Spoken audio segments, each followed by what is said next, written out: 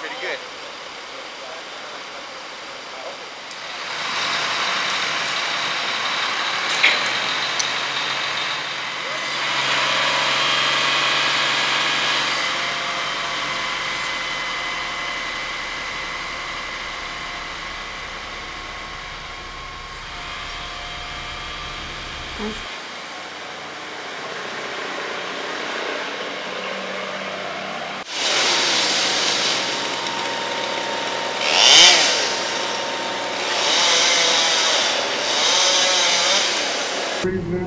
So far we've cut down 3 trees. We're on our 4th tree right now. It's really sad that these old 100-year-old cottonwoods are failing, but they live to be about 120 at the most. That's the kind of the top end for cottonwood's maturity. And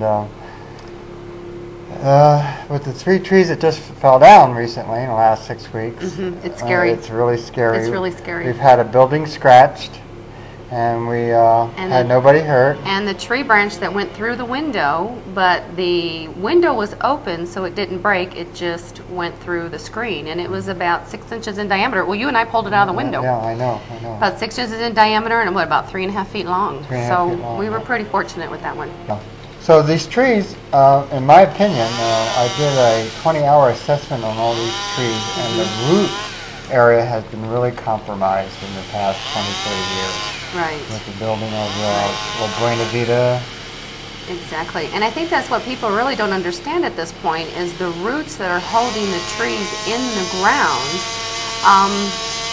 are not viable anymore. Well, that's what's happening. They're just coming out. A factual thing is that they're only 15% of the undisturbed root area. The rest of it's all been disturbed.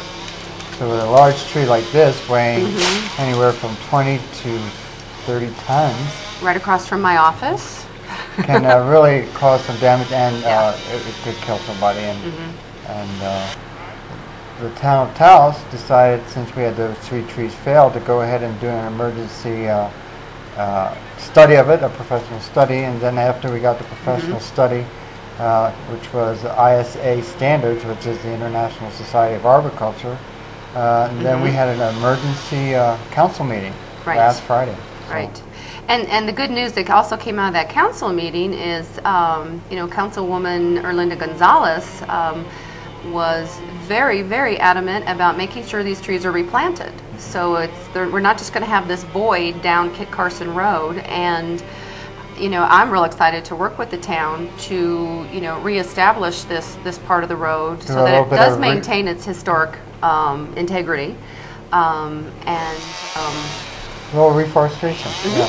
Well, they did a study in late 1980s, and the New Mexico State Forestry Department came up and dated and identified all these trees, and at that time they were concerned about the maturity of these trees and how big they were, and they recommended a reforestation program back then, which was almost 20 years ago. Right. So we've been lucky not to have no people hurt at this time. Right. And at this point, even though we've been, heavily bombarded with the monsoon rains, we can't count on that for the next 10 or 20 years to try to keep these trees in good health. Good health, right. Well, the Sakia ditch has been compromised. They dammed it up about 1940 or 50.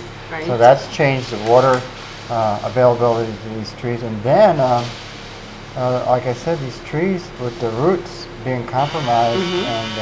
And let's face it also, the traffic on Kit Carson Road is just phenomenal now. Yes, it is. So extremely busy. It's really, really picked up quite a bit. And that will continue to be that way as well. And so therefore, again, the trees are just going to suffer more and more. Well, in the past, they've recommended cottonwoods as not a street tree because of their large size and their large water demand.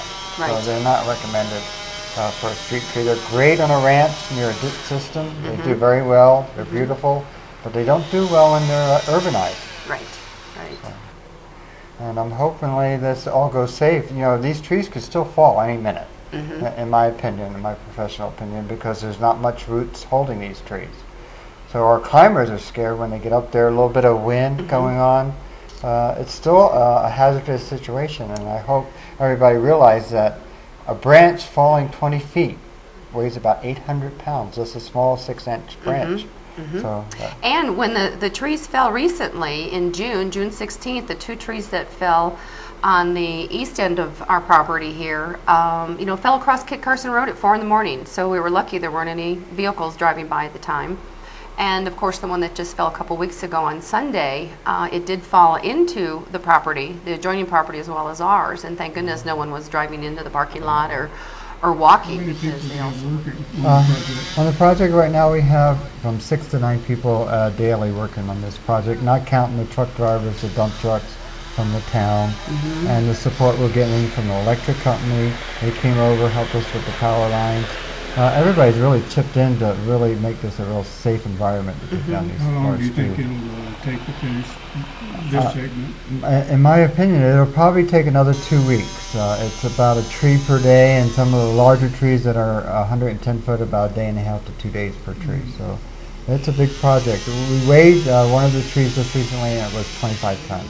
French has an idea that if they store it here in town, they have a holding place over by the Public Works area, that once it dries out, they're going to start giving it out to people that are in need of firewood. So it's really a good thing. Right. That is in yesterday's paper. Yeah. There's quite a few. Yesterday, the editor from the editor's letter was all about this. Of course, the front page, and then again, they also included, which I thought was a good thing. They include several letters to the editor, pros and cons about taking the trees out. So Beyond this project, is there another area within the county that is somewhat in the same situation? Yeah, the trees over by, I'm going to say by Big O Tires, which is not Big O, and over by the courthouse are in serious danger. They're failing and dying, and they're state highway trees. There's an issue of whose trees they actually are, but the state highway has come by, taken off a lot of the dead wood to make it a little bit safer, but they're failing very, very quickly. Again, lack of water, drought the last 10 years, and roots being compromised So over there. this will be a problem that needs to be addressed in the upcoming months and years also. Yeah, the council Town people line. decided to do a project like a tree inventory so that we can do risk management for trees and do the defective trees and do a priority system of what trees need to come down first and which trees we can prune to save. So that's it's a big project, but it's needed. Mark Schutz mentioned an urban forestry position in the town, and most towns do have a city arborist. And with us having 8,000 trees in the county, I think that position is worldwide. It's something that we should look into here in our county right now. and even here at the Bonnie Beach, we've got some more work to do this fall, so that everything comes together. So the trees aren't starving, the grass isn't starving. There's enough So there's a balance there. a yeah. balance with the, and it Water. looks prettier. It looks nicer. We replanted some grass. It looks real pretty. Come on over, everybody. That's enough. That'll do it. Okay.